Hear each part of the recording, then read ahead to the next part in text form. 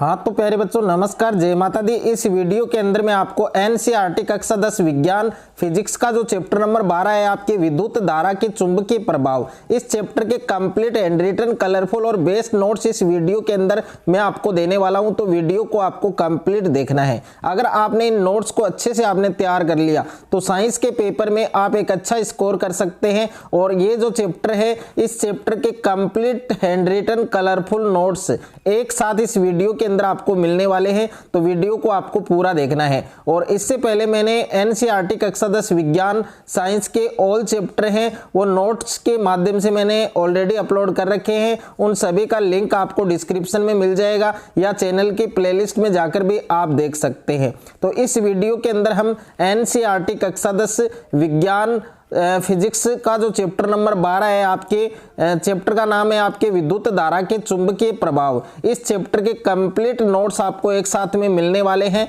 अगर आप इन नोट्स को अपनी नोटबुक में साथ साथ में लिखना चाहते हैं तो लिख सकते हैं। अगर आप इन नोट्स को परचेज करना चाहते हैं तो नोट्स परचेज करने के लिए स्क्रीन पर जो नंबर आपको दिया गया है 7297831166, इस नंबर से कॉन्टेक्ट कर सकते हैं, संपर्क कर सकते हैं। तो सबसे पहले इस चैप्टर को शुरू करने से पहले कुछ इंपॉर्टेंट फैक्ट है, आपके कुछ विशेष तथ्य हैं जिनको आपको ध्यान में रखना बहुत ही जरूरी है। अब कौन कौन से तथ्य हैं यहाँ पर आप देख सकते हैं कि किसी क्षण चुंबक के निकट एक द्विक सूचक सुई लाने पर वह विक्षेपित हो जाती है और द्विक सूचक सुई के दोनों सिरे लगभग उत्तर और दक्षिण दिशाओं की ओर संकेत करते हैं। यानी किसी क्षण चुंबक के निकट, उसके नजदीक, उसके पास एक द्विक सूचक सुई है, उसको लाने पर वह विक्षेपित हो जाती है। द्विक सूचक सुई है, उसके दोनों सिरे लगभग उत्तर और दक्षिण दिशाओं की ओर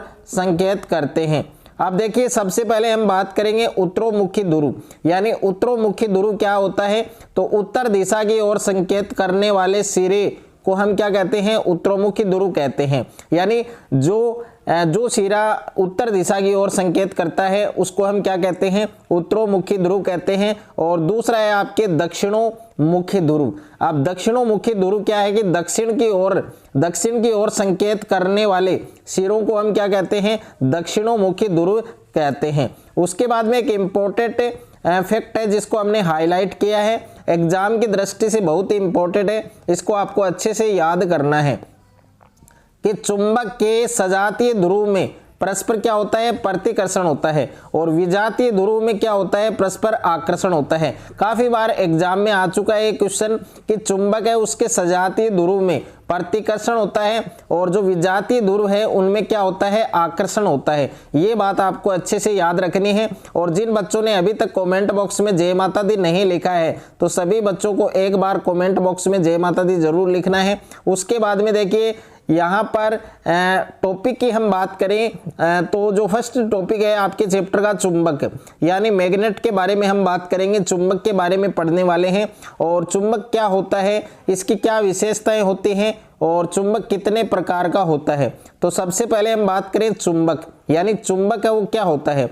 वह पदार्थ जो लोहे तथा लोहे युक्त वस्तुओं को अपनी ओर आकर्षित करता है उसको हम क्या कहते हैं डियर स्टूडेंट? चुंबक कहते हैं, यानी मैग्नेट कहते हैं। वह पदार्थ जो लोहे तथा लोहे युक्त वस्तुओं को अपनी ओर आकर्षित करता है, अपनी ओर खींचता है, उसे हम क्या कहते हैं? चुंबक कहते हैं। अब प्यारे बच्चों, चुंबक के प्रकार, यानी चुंबक है वो कितने प्रकार का होता है?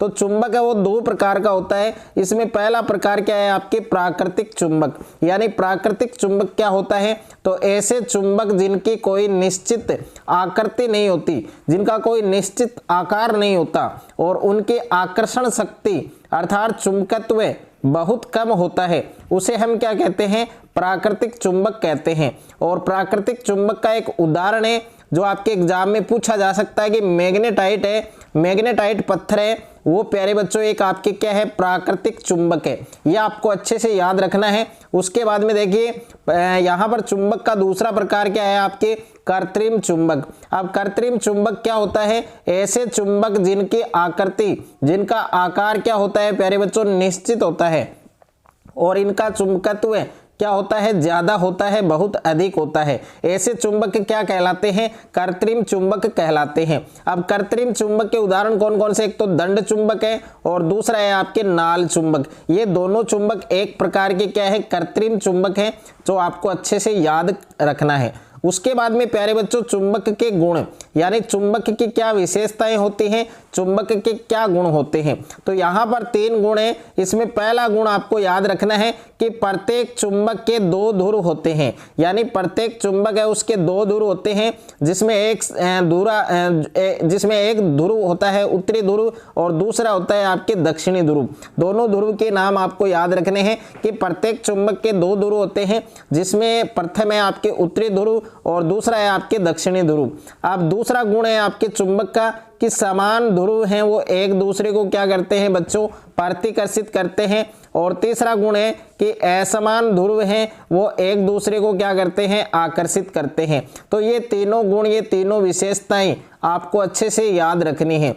उसके बाद में देखिए आपके पाठ्य पुस्तक का प्रश्न है आपके, और वेरी वेरी इंपॉर्टेंट क्वेश्चन है कि चुंबक के निकट लाने पर द्विसूचक की जो सुई है वो विक्षेपित क्यों हो जाती है, क्या कारण है, क्या रीजन है। तो इसका उत्तर आपको याद रखना है कि चुंबक के समीप लाए जाने पर चुंबकीय क्षेत्र के कारण द्विसूचक सुई पर एक बल युग्म कार्य करने लगता है और जो सुई को क्या कर देता है बच्चों, विक्षेपित कर देता है। और ये क्वेश्चन आपको अच्छे से याद रखना है, बहुत ही महत्वपूर्ण क्वेश्चन है। और ये आपको डायग्राम दे रखा है, चित्र दे रखा है कि धातु के चालक से विद्युत धारा प्रवाहित कराने पर द्विसूचक की जो सुई है वो विक्षेपित हो जाती है। और ये इसका चित्र दे रखा है, डायग्राम दे रखा है, जो आपको अच्छे से याद रखना है।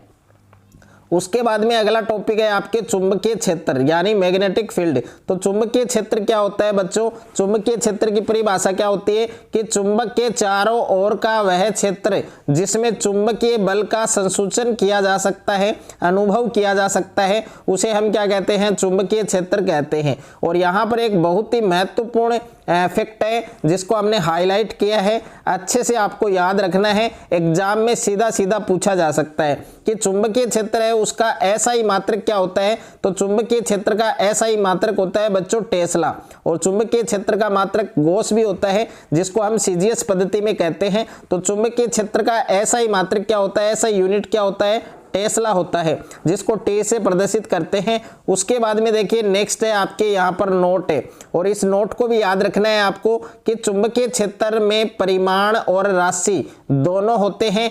चुंबकीय क्षेत्र को द्वितीय सूचक की सहायता से समझाया जा सकता है, ये बात आपको याद रखनी है। उसके बाद में देखिए बहुत ही महत्वपूर्ण है, यहाँ से क्वेश्चन हर बार एग्जाम में पूछा जाता है कि चुंबकीय क्षेत्र रेखाओं के गुणधर्म लिखिए, यानी चुंबकीय क्षेत्र रेखाएं हैं उनके गुणधर्म लिखिए या चुंबकीय क्षेत्र रेखाओं की परिभाषा लिखिए। तो यहाँ पर पहला गुणधर्म है, पहली विशेषता है कि चुंबकीय क्षेत्र रेखाएं उत्तरी ध्रुव से शुरू होती हैं और दक्षिणी ध्रुव पर विलीन हो जाती है, समाप्त हो जाती हैं। तो पहला जो गुणधर्म है वो आपको अच्छे से याद रखना है कि चुंबकीय क्षेत्र रेखाएं हैं वो उत्तरी ध्रुव से शुरू होती हैं और दक्षिणी ध्रुव पर विलीन हो जाती हैं, समाप्त हो जाती हैं। और उसके बाद में दूसरी विशेषता दे रखी है, दूसरा गुणधर्म दे रखा है कि चुंबकीय क्षेत्र रेखाएं बंद वक्र होती हैं, यानी जो चुंबकीय क्षेत्र रेखाएं होती है वो क्या होती हैं, बंद वक्र होती हैं। और तीसरा गुणधर्म है कि दो चुंबकीय क्षेत्र रेखाएं कहीं भी एक दूसरी रेखाओं को प्रतिच्छेद नहीं करती हैं, एक दूसरी रेखाओं को नहीं काटती हैं, क्योंकि यदि वे प्रतिच्छेद करती हैं, वे काटती हैं, तो इसका अर्थ यह होगा कि एक बिंदु पर दो दिशाएं हैं जो संभव नहीं है। और 4 नंबर गुणधर्म है कि चुंबकीय क्षेत्र की प्रबलता को चुंबकीय क्षेत्र की कोटि के द्वारा प्रदर्शित किया जा सकता है। तो प्यारे बच्चों 4 विशेषताएं हैं, चुंबकीय क्षेत्र के 4 गुणधर्म हैं जो आपको अच्छे से याद रखने हैं। उसके बाद में देखिए एक वेरी वेरी इंपॉर्टेंट है, यहाँ से क्वेश्चन बन सकता है कि किसी छड़ चुंबक के चारों ओर चुंबकीय क्षेत्र रेखाएं प्रदर्शित कीजिए। तो ये डायग्राम आपको बनाना है, ये चित्र आपको बनाना है। और उसके बाद में देखिए एक क्वेश्चन है आपके, बहुत ही महत्वपूर्ण है और काफी बार एग्जाम में रिपीट हो चुका है, ये प्रश्न काफी बार एग्जाम में आ चुका है, इस बार भी आपके एग्जाम में आपको ये क्वेश्चन मिल सकता है। तो अच्छे से आपको याद रखना है कि दो चुंबकीय क्षेत्र रेखाएं एक दूसरे को प्रतिच्छेद क्यों नहीं करते हैं, क्या कारण है। तो इसका उत्तर आपको लिखना है, यदि दो चुंबकीय बल रेखाएं एक दूसरे को परस्पर काटेगी तो उस बिंदु पर चुंबकीय क्षेत्र की दो दिशाएं होंगी, जो कि क्या है, असंभव है, इम्पॉसिबल है। तो ये आपको अच्छे से याद रखना है। उसके बाद में प्यारे बच्चों एक इंपॉर्टेंट फैक्ट है जिसको हमने हाईलाइट किया है, अच्छे से आपको याद रखना है कि किसी सीमित स्थान में पृथ्वी का चुंबकीय क्षेत्र, यानी किसी सीमित स्थान में पृथ्वी का चुंबकीय क्षेत्र एक समान होता है। क्या होता है, एक समान, क्योंकि उस स्थान पर पृथ्वी के चुंबकीय क्षेत्र में बल रेखाएं हैं वो परस्पर समांतर होती हैं या समदूरस्थ होती हैं। तो ये आपको अच्छे से याद रखना है और कमेंट बॉक्स में जय श्री कृष्ण आपको जरूर लिखना है। और उसके बाद में देखिए अगला टॉपिक है कि किसी विद्युत धारावाही चालक के कारण चुंबकीय क्षेत्र। तो विद्युत धारावाही चालक के कारण चुंबकीय क्षेत्र, तो इसमें आपको याद रखना है कि जिस प्रकार एक चुंबक के चारों ओर एक चुंबकीय क्षेत्र स्थापित हो जाता है, ठीक उसी प्रकार एक धारावाही चालक के चारों ओर भी चुंबकीय क्षेत्र स्थापित हो जाता है और विद्युत धारा आवेश की गति के कारण उत्पन्न हो जाती है। अतः यह कहा जा सकता है कि गतिमान आवेश के कारण चुंबकीय क्षेत्र है वो उत्पन्न हो जाता है। तो किसी विद्युत धारावाही चालक के कारण चुंबकीय क्षेत्र है वो इस प्रकार से होता है जो मैंने यहाँ पर आपको बताया है। यही बातें आपको अच्छे से याद रखनी है। उसके बाद में नेक्स्ट है आपके कि सीधे चालक से विद्युत धारा प्रवाहित होने के कारण चुंबकीय क्षेत्र। तो सीधे धारावाही चालक में जब धारा प्रवाहित की जाती है तो उत्पन्न चुंबकीय क्षेत्र निम्न दो तथ्यों पर निर्भर करता है। तो यहाँ पर पहला तथ्य है आपके कि धारावाही चालक से उस बिंदु की दूरी जिस पर चुंबकीय क्षेत्र निकाला जाता है। तो चुंबकीय क्षेत्र को हम B से नोट करते हैं, B से प्रदर्शित करते हैं और B किसके समानुपाती होगा बच्चों, 1/, दूरी यानी 1/r के। इसको हम समीकरण 1 मानेंगे। उसके बाद में देखिए दूसरा तथ्य क्या है आपके कि धारावाही चालक में प्रवाहित धारा पर तो चुंबकीय क्षेत्र B है वो किसके समानुपाती होगा, धारा का जो परिमाण है यानी I के समानुपाती होगा। इसको हम समीकरण 2 मानेंगे और समीकरण 1 और समीकरण 2 से इसको हम सरल करेंगे तो ये आएगा बच्चों आपके B समानुपाती I/R, B समानुपाती I/R। उसके बाद में प्यारे बच्चों दक्षिण हस्त अंगुष्ठ नियम। अब देखिए दक्षिण हस्त अंगुष्ठ नियम यह आपको अच्छे से याद रखना है। यह नियम किसी धारावाही चालक से संबंध चुंबकीय क्षेत्र की दिशा ज्ञात करने के लिए प्रयुक्त किया जाता है। इस नियम के अनुसार यदि आप अपने दाहिने हाथ में विद्युत धारावाही चालक को इस प्रकार पकड़े हुए हैं कि आपका अंगूठा है वो विद्युत धारा की दिशा की ओर संकेत करता है, तो आपकी अंगुलियां चालक के चारों ओर चुंबकीय क्षेत्र की रेखाओं की दिशा में लिपटी होगी। इसे हम क्या कहते हैं, दक्षिण हस्त अंगुष्ठ नियम कहते हैं। और यहाँ पर आप देख सकते हैं ये चित्र है आपके दक्षिण हस्त अंगुष्ठ नियम का। यहाँ पर विद्युत धारा ये चुंबकीय क्षेत्र की दिशा को प्रदर्शित करता है। उसके बाद में देखिए नेक्स्ट अगला टॉपिक दे रखा है आपके कि विद्युत धारावाही वृत्ताकार पास के कारण चुंबकीय क्षेत्र। तो यहाँ पर आप देख सकते हैं कि किसी विद्युत धारावाही चालक के कारण उत्पन्न चुंबकीय क्षेत्र उससे दूरी के व्युत्क्रम पर निर्भर करता है और विद्युत धारावाही वृत्ताकार पास के कारण चुंबकीय क्षेत्र पास के केंद्र पर अधिकतम और सीधा होता है। जैसे जैसे हम केंद्र से दूर जाते हैं क्षेत्र रेखाएं हैं वो मुड़ती हुई क्या बनाती हैं बच्चों, वृत्त बनाती हैं, सर्कल बनाती हैं और कमजोर होती जाती हैं। और यहाँ पर आप ये चित्र देख सकते हैं कि विद्युत धारावाही वृत्ताकार पास के कारण चुंबकीय क्षेत्र रेखाएं हैं वो किस प्रकार से होती हैं। तो यहाँ पर आप इसका डायग्राम देख सकते हैं। उसके बाद में प्यारे बच्चों परिनालिका। अब देखिए परिनालिका क्या होती है, परिनालिका किसे कहते हैं, तो पास पास लिपटे विद्युत रोधी तांबे के तार की बेलन की जो आकृति है उसके अनेक फेरों वाली कुंडली को हम क्या कहते हैं, परिनालिका कहते हैं। उसके बाद में प्यारे बच्चों एक इंपॉर्टेंट फैक्ट है, एक इंपॉर्टेंट तथ्य है जिसको हमने हाईलाइट किया है, आपको अच्छे से याद रखना है, आपके एग्जाम में सीधा सीधा पूछा जा सकता है, काफी बार आ भी चुका है क्वेश्चन कि परिनालिका के भीतर सभी बिंदुओं पर चुंबकीय क्षेत्र है वो किस प्रकार का होता है। तो परिनालिका के भीतर सभी पॉइंट पर सभी बिंदुओं पर चुंबकीय क्षेत्र है, चुंबकीय क्षेत्र है प्यारे बच्चों एक समान होता है, बराबर होता है। और हारे का सहारा बाबा खाटू श्याम हमारा, ये सभी बच्चों को कमेंट बॉक्स में जरूर लिखना है। उसके बाद में देखिए अगला टॉपिक दे रखा है कि परिनालिका में प्रवाहित विद्युत धारा के कारण चुंबकीय क्षेत्र। तो परिनालिका में विद्युत धारा प्रवाहित कराने पर एक समान और प्रबल चुंबकीय क्षेत्र उत्पन्न होता है जो क्षण चुंबक के समान होता है, बराबर होता है, जिसमें एक सिरा उत्तरी ध्रुव और दूसरा दक्षिणी ध्रुव की तरह व्यवहार करता है। और परिनालिका के भीतर चुंबकीय क्षेत्र रेखाएं क्या होती है, समांतर होती हैं। अगर प्यारे बच्चों आपको पूछा जाए कि परिनालिका के भीतर सभी बिंदुओं पर चुंबकीय क्षेत्र कैसा होता है, तब आपको एक समान बताना है। लेकिन जब आपको पूछा जाए कि परिनालिका के भीतर चुंबकीय क्षेत्र रेखाएं हैं वो किस प्रकार की होती हैं, तो बच्चों समांतर होती हैं, पैरेलल होती हैं, और जिससे सभी बिंदुओं पर क्षेत्र की जो प्रबलता है वो क्या होती है, समान होती है। और इसकी शक्ति धारा और फेरों की जो संख्या है वो बढ़ाने से क्या होती है, बढ़ती है, और इससे विद्युत चुंबक बनाने में किया जाता है। ये चित्र आप देख सकते हैं, इसका चित्र आपको दे रखा है कि किसी विद्युत धारावाही परिनालिका के भीतर और उसके चारों ओर चुंबकीय क्षेत्र की क्षेत्र रेखाएं। उसके बाद में बच्चों हमने एक इंपॉर्टेंट फैक्ट लिया है जिसको हमने हाईलाइट किया है कि सीजीएस पद्धति में चुंबकीय क्षेत्र का जो मात्रक है वो क्या होता है, गॉस होता है। ये आपको अच्छे से याद रखना है। उसके बाद में प्यारे बच्चों विद्युत चुंबक, आप देखिए विद्युत चुंबक की जो परिभाषा है वो काफी बार एग्जाम में पूछ ली जाती है, लेकिन आप गलत करके आते हैं बच्चों। ऐसा क्यों, तो ये जो परिभाषा मैं आपको बता रहा हूं ये परिभाषा आप सभी अच्छे से याद रख सकते हैं, एकदम इजी लैंग्वेज में है कि विद्युत चुंबक एक ऐसा चुंबक है जो कि विद्युत धारा प्रवाहित होने पर चुंबकीय क्षेत्र उत्पन्न करता है और धारा बंद करने पर यह चुंबकत्व खो देता है। उसको हम क्या कहते हैं बच्चों, विद्युत चुंबक कहते हैं।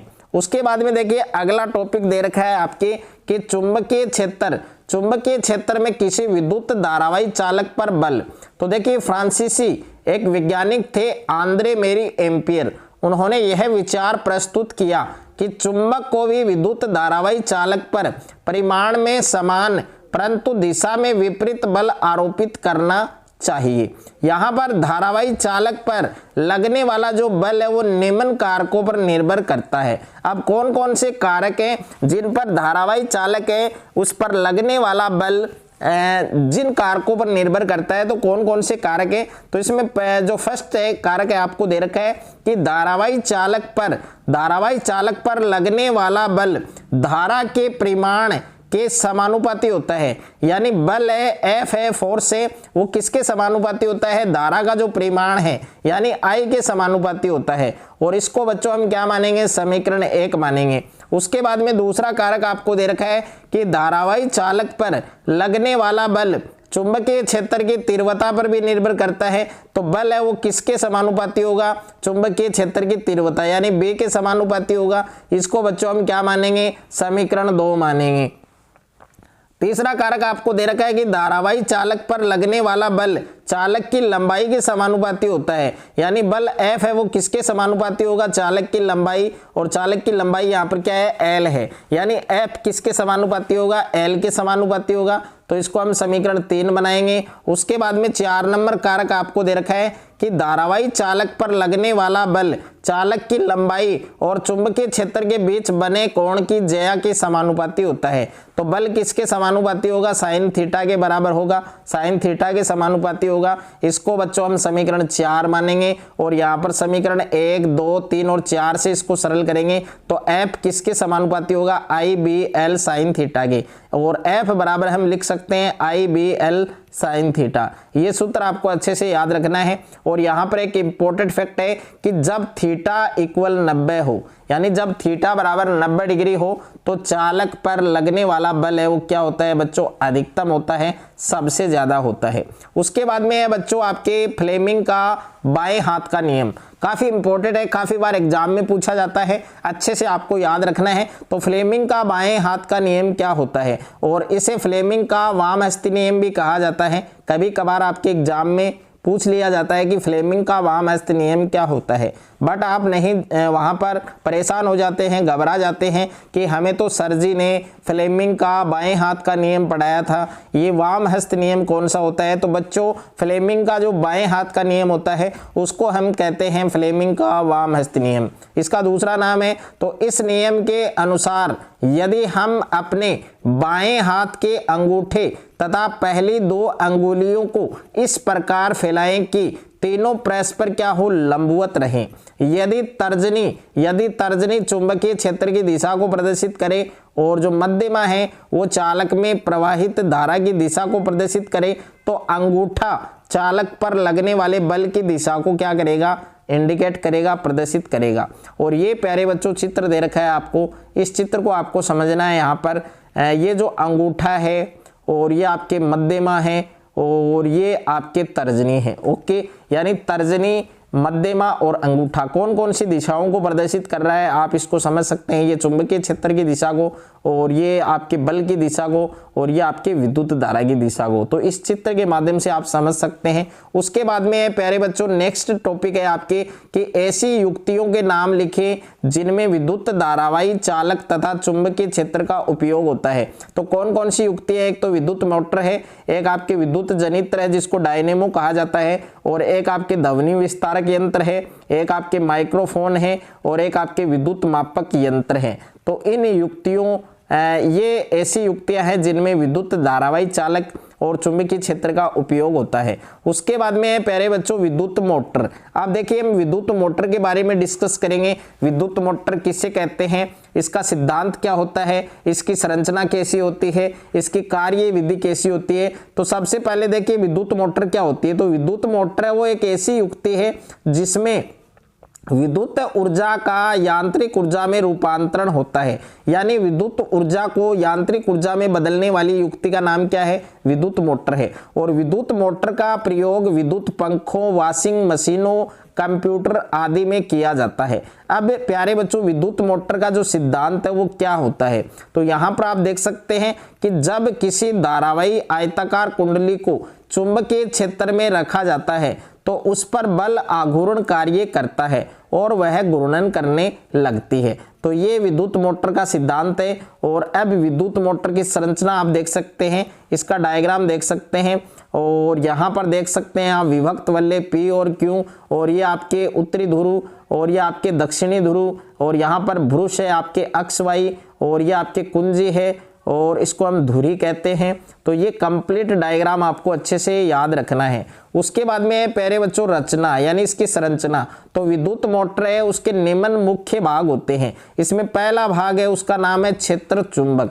अब क्षेत्र चुंबक क्या होता है, तो क्षेत्र चुंबक किसे कहते हैं, यह एक शक्तिशाली स्थायी चुंबक होता है जिसके ध्रुव खंड N और S है। अब यहाँ पर N का मतलब है आपके उत्तरी ध्रुव, S का मतलब है आपके दक्षिणी ध्रुव। इस चुंबक के ध्रुवों के बीच उत्पन्न चुंबकीय क्षेत्र में आर्मेचर कुंडली है वो घूमती है। उसके बाद में देखिए दूसरा मुख्य भाग कौन सा है, आर्मेचर। अब आर्मेचर क्या होता है, यह अनेक फेरों वाली एक आयताकार कुंडली ABCD होती है जो कच्चे लोहे के करोड़ पर तांबे के पृथकीकृत तार लपेटकर बनाई जाती है। उसके बाद में तीसरा मुख्य भाग है आपके विभक्त वल्ले। अब विभक्त वल्ले क्या होता है, यह 2 अर्धवर्ताकार वल्यों L और M के रूप में होता है।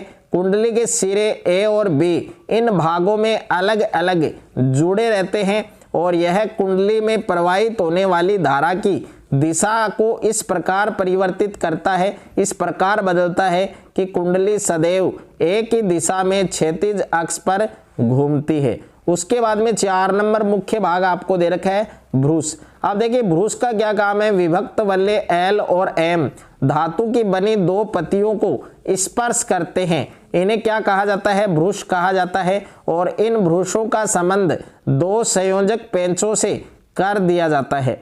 बाह्य परिपथ से आने वाली धारा को इन्हीं पेंचों से संबंधित कर देते हैं। उसके बाद में है डियर स्टूडेंट कार्य विधि। अब बच्चों इसकी कार्य विधि क्या है, तो जब बैटरी से कुंडली में विद्युत धारा प्रवाहित की जाती है तब फ्लेमिंग के बाएं हाथ के नियमानुसार कुंडली की भुजाओं AB और CD पर बराबर परंतु विपरीत दिशा में 2 बल कार्य करने लगते हैं और ये बल युग्म एक बल का निर्माण करते हैं जिसके कारण कुंडली है वो दक्षिणावर्त दिशा में घूमने लगती है।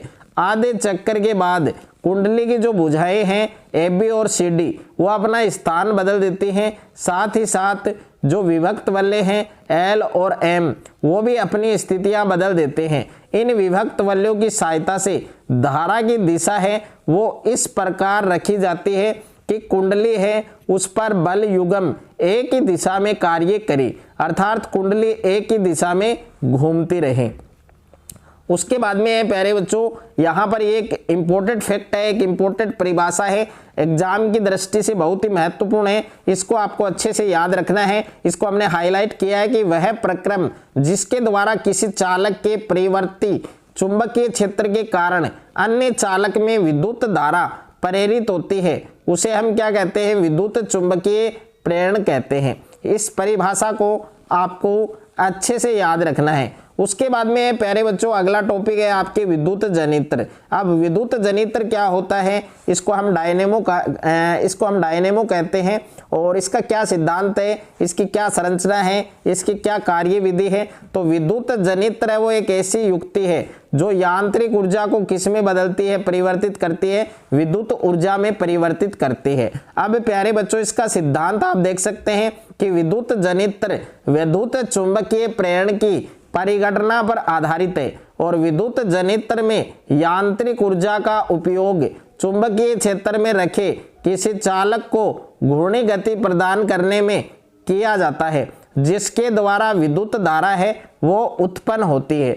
और प्यारे बच्चों ये आपके विद्युत जनित्र डायनेमो का संरचना है, इसका चित्र है जो आपको अच्छे से याद रखना है। ये आपके विभक्त वल्ले R1 R2 हैं, ये आपके भ्रूस B1 B2 हैं और ये आपके उत्तरी ध्रुव हैं और ये आपके दक्षिणी ध्रुव है। तो इसको आपको जरूर अच्छे से याद रखना है। उसके बाद में इसकी संरचना आप देख सकते हैं कि इसके मुख्य भाग है वो निम्नलिखित होते हैं। इसमें पहला भाग है बच्चों क्षेत्र चुंबक। क्षेत्र चुंबक क्या होता है, यह एक शक्तिशाली नाल चुंबक होता है जिसके ध्रुव के मध्य शक्तिशाली चुंबकीय क्षेत्र में एक कुंडली को तीव्र गति से तेजी से घुमाया जाता है। उसके बाद में दूसरा भाग है आर्मेचर या कुंडली। अब प्यारे बच्चों आर्मेचर या कुंडली क्या है, यह मुलायम लोहे के क्रोड पर लिपटी अत्यधिक संख्या में पृथकृत तारों की कुंडली है जिसे चुंबकीय क्षेत्र में तीव्र गति से घुमाया जाता है और यह सामान्य रूप से 50 चक्कर प्रति सेकंड की दर से चक्कर लगाती है जो प्रत्यावर्ती धारा की आवृत्ति कहलाती है। उसके बाद में प्यारे बच्चों तीसरा मुख्य भाग आपको दे रखा है सर्पी वल्ले। अब सर्पी वल्ले क्या है, कुंडली के सिरे A और D क्रम से अलग अलग पृथकृत धात्विक वल्यों C1 और C2 से जोड़ दिए जाते हैं और ये कुंडली के साथ साथ क्या करते हैं प्यारे बच्चों, घूमते हैं। और उसके बाद में 4 नंबर आपको भाग दे रखा है भ्रूस।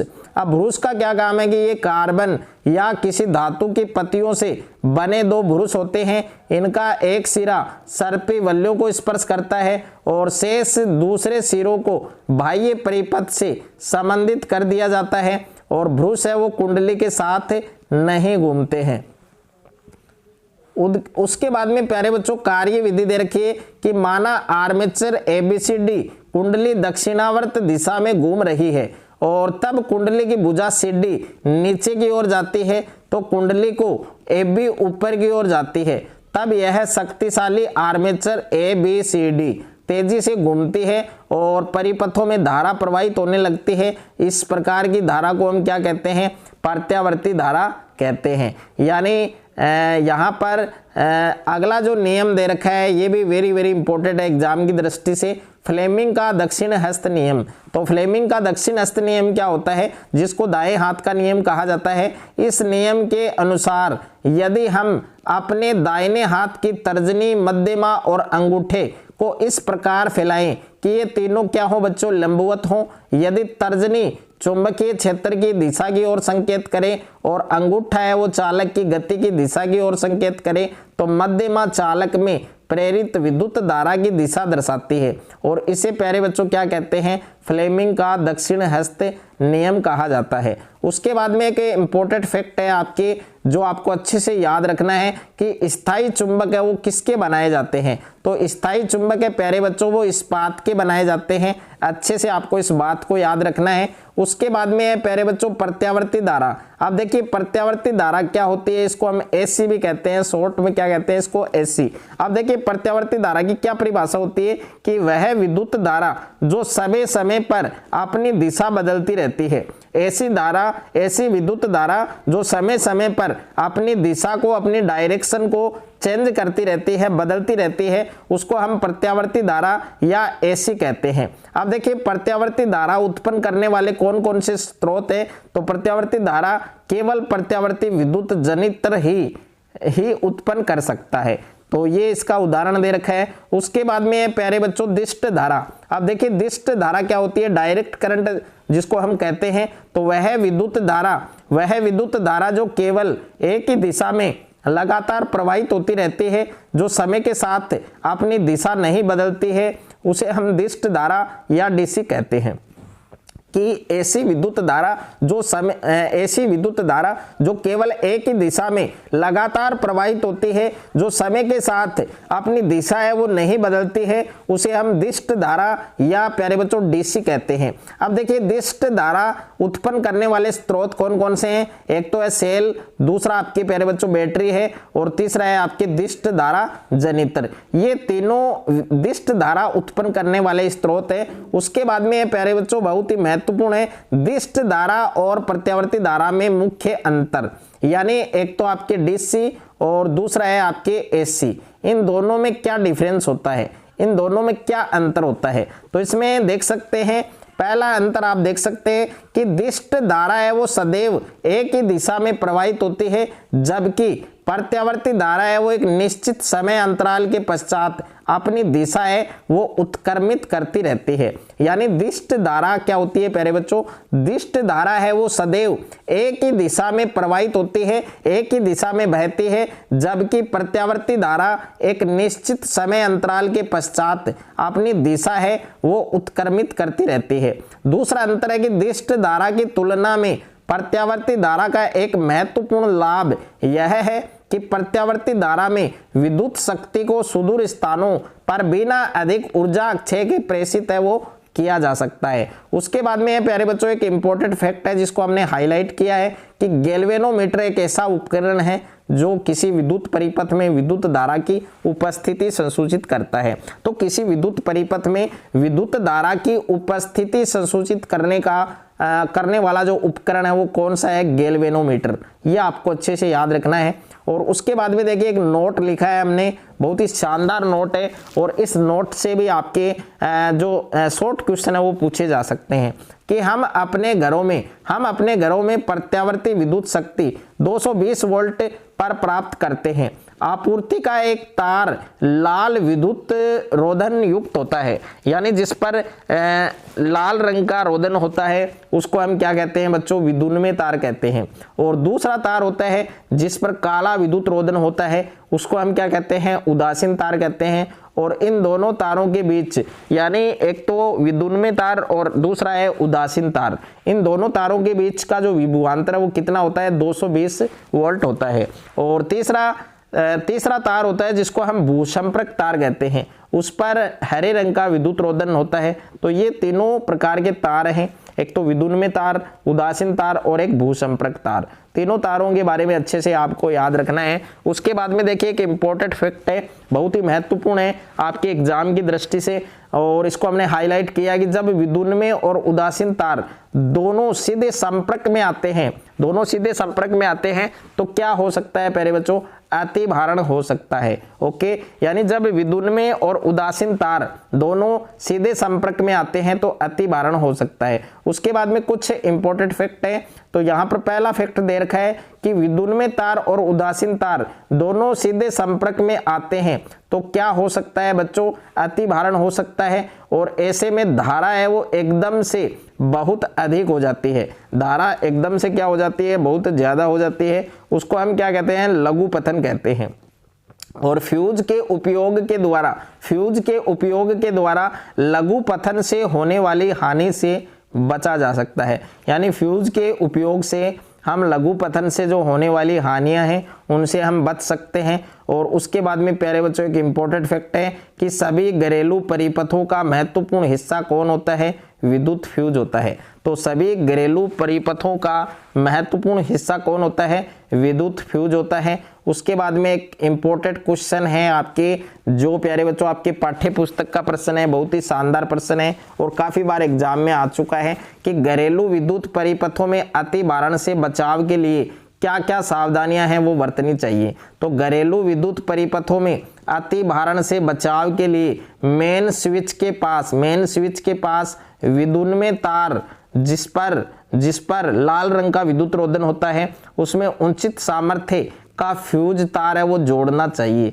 तो ये आपको अच्छे से तैयार करना है। और इसी के साथ प्यारे बच्चों आपका चैप्टर नंबर 12 है विद्युत धारा के चुंबकीय प्रभाव। इस चैप्टर के कंप्लीट हैंड रिटन और कलरफुल और प्यारे बच्चों बेस्ट नोट्स इस वीडियो के अंदर मैंने आपको दिए हैं। अगर आपको ये नोट्स अच्छे लगे, अगर आपको ये वीडियो अच्छा लगे तो वीडियो को आप ज़्यादा से ज़्यादा शेयर करें, ज़्यादा से ज़्यादा वीडियो को लाइक करें। और चैनल पर आप नए हैं तो चैनल को सब्सक्राइब कर लीजिए और साथ में नोटिफिकेशन बेल को प्रेस कर लीजिए। और एनसीईआरटी कक्षा 10 विज्ञान के सभी चैप्टर के जो नोट्स हैं वो ऑलरेडी आपके अपलोड हो चुके हैं। वीडियो के डिस्क्रिप्शन में उनका लिंक मिल जाएगा और चैनल की प्लेलिस्ट में जाकर भी आप एनसीईआरटी कक्षा 10 विज्ञान साइंस के ऑल चैप्टर के जो नोट्स हैं वो आप अच्छे से तैयार कर सकते हैं।